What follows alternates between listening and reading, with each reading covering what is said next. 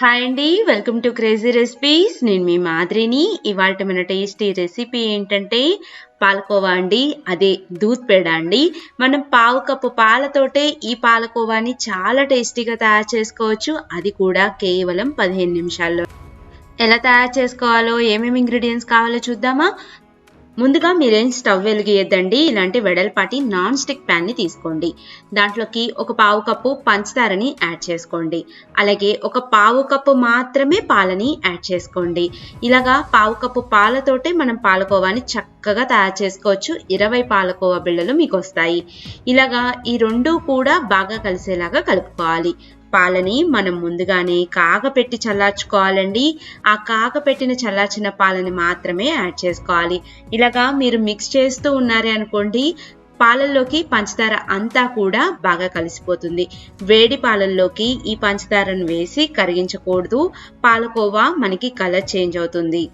ఇలాగా మొత్తం అంతా కూడా బాగా మిక్స్ చేయండి. చూసారా, షుగర్ అనేది డిజాల్వ్ అవ్వటం స్టార్ట్ అయిపోయింది. అలాగే ఆల్మోస్ట్ ఆఫ్ ఆల్ మనకి పంచదార అంతా కూడా కరిగిపోయింది. ఇలాగ కరిగిన పంచదారలోకి 1 కప్పు పాల పొడిని యాడ్ చేసుకోవాలి. మీరు ఏ కంపెనీ అయినా తీసుకోండి.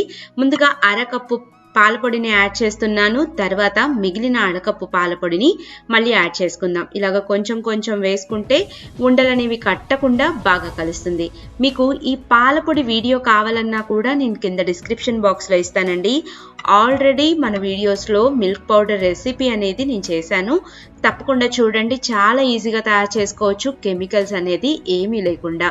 ఇలాగా మొత్తం అంతా కూడా బాగా మిక్స్ అయ్యేలాగా మిక్స్ చేసుకోండి. లాస్ట్ మినిట్లో కూడా మీరు స్వీట్ తయారు చేసుకోవాలి అనుకుంటే కేవలం 15 నిమిషాల్లో పావు కప్పు పాలతోటి మీరు ఈజీగా పాలకోవాని తయారు చేయొచ్చు. అది కూడా అచ్చం స్వీట్ షాప్లో ఉన్నట్టే ఉంటుంది. ఇలాగ మొత్తం కలిసిపోయింది కదా. ఇప్పుడు మీరు స్టవ్ మీద పెట్టుకోండి. స్టవ్ మీద పెట్టుకొని కంటిన్యూస్గా ఇలాగ తిప్పుతూనే ఉండండి. కనీసం 3 నిమిషాల పాటు తిప్పండి. 3 నిమిషాలకి మీరు చూసినట్లయితే కన్సిస్టెన్సీ అంతా కూడా కొంచెం పలచబడింది, అంటే ఆ వేడికి ఇది కరగటం స్టార్ట్ అయిపోయింది. కానీ ఈ ప్రాసెస్ అంతా కూడా మీరు మీడియం టు లో ఫ్లేమ్లోనే చేసుకోవాలి. అప్పుడే మీకు ఈ రెసిపీ అనేది పర్ఫెక్ట్గా వస్తుంది. చూసారా, ఆల్మోస్ట్ ఆఫ్ ఆల్ మొత్తం కూడా మనకి కరిగిపోయింది, అంటే ఆల్మోస్ట్ ఆఫ్ ఆల్ ఒకసారి మనకి కుక్ అయినట్లు. ఇప్పుడు మనం ఏం చేయాలంటే లో ఆర్ మీడియం ఫ్లేమ్లోనే ఫ్లేమ్ని పెట్టుకొని కంటిన్యూస్గా మీరు తిప్పుతూ ఉండండి. తిప్పే మధ్యలో మీరు 2 స్పూన్లు నెయ్యిని యాడ్ చేసుకోండి.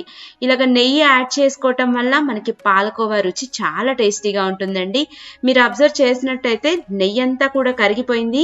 అలాగే పాలకోవా మిక్చర్ అంతా కూడా దగ్గర పడటం స్టార్ట్ అయింది. ముందుగా మనం కలుపుకున్నప్పుడు ఎలాగైతే కన్సిస్టెన్సీలో ఉందో ఆల్మోస్ట్ ఆఫ్ ఆల్ ఆ కన్సిస్టెన్సీలో ఉంది. నేను ఇక్కడ స్పాచులాని ఇదిలిస్తున్నా కానీ అది కింద పడట్లేదు. చూసారా, అంటే మనకి కరెక్ట్గా పాలకోవా మిక్చర్ అనేది తయారైపోయింది. మీరు అబ్జర్వ్ చేసినట్లయితే అక్కడ ఎయిర్ బబుల్స్ అనేవి వస్తున్నాయి. ఎయిర్ బబుల్స్ వస్తే మీకు కరెక్ట్గా కన్సిస్టెన్సీ వచ్చినట్టు, అంటే పిండి కరెక్ట్గా తయారైపోయినట్టు.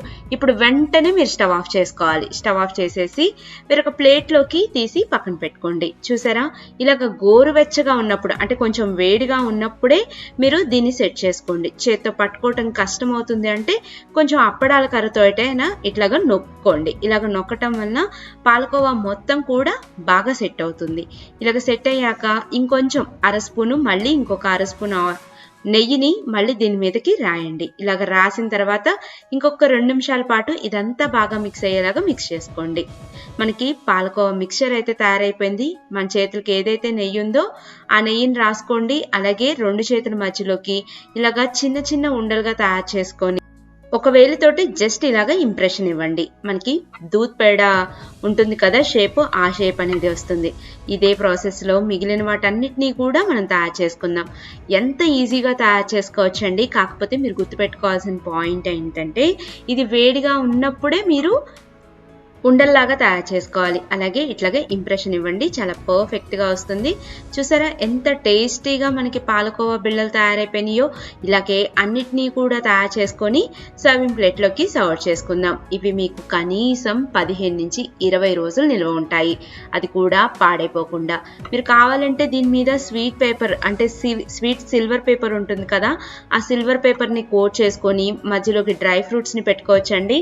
పర్ఫెక్ట్ షేప్లోకి సూపర్ టేస్టీగా ఈ పాలకోవా అయితే తయారైపోయిందండి. తప్పకుండా మీరు ట్రై చేసి తీరండి. మీ అందరికీ కూడా చాలా బాగా నచ్చుతుంది ఈ స్వీట్. నా వీడియో మీకు నచ్చిందని అనుకుంటున్నాను. అయితే ఒక లైక్ చేయండి, మీ ఫ్రెండ్స్ తోటి ఫ్యామిలీ మెంబర్స్ తోటి కూడా షేర్ చేయండి. ఈ దీపావళికి మీ నోటిని చక్కగా తీపి చేసుకోండి. అలాగే ఇలాంటి మరిన్ని లేటెస్ట్ వీడియోస్ కోసం క్రేజీ రెసిపీస్ని సబ్స్క్రైబ్ చేయండి. పక్కనున్న గంట సింబల్ని కూడా యాక్టివేట్ చేయండి. అప్పుడు నా లేటెస్ట్ వీడియో అప్డేట్స్ అన్నీ కూడా మీకు అవైలబిలిటీలో ఉంటాయి. మీకు ఏమైనా డౌట్స్ వస్తే నిర్మోహమాటంగా నన్ను కామెంట్ బాక్స్లో కామెంట్ చేయండి. నెక్స్ట్ వీడియో నుంచి మీ బెస్ట్ 2 కామెంట్స్ని నేను ప్రతి వీడియోలో కూడా చదువుతాను.